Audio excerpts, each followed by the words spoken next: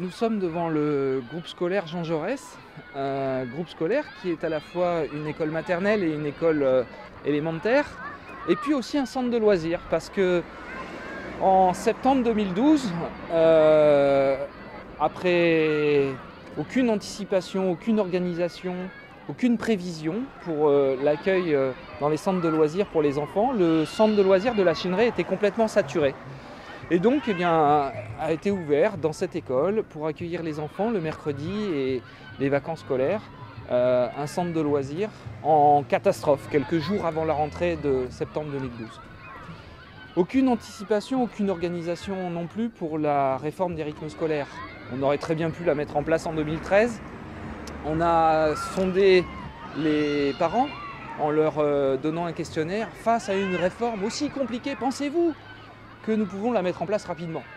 Quand on oriente la question, il ne faut pas s'étonner de la réponse.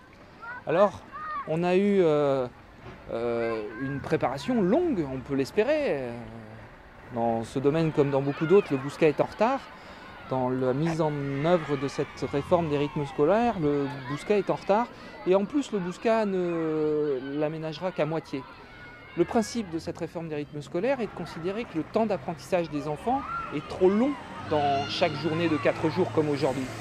L'objectif, c'était donc d'étaler les temps d'apprentissage sur 5 jours, parce qu'il a été prouvé scientifiquement que les enfants ne pouvaient pas passer trop de temps dans une même journée en apprentissage, avec une bonne efficacité.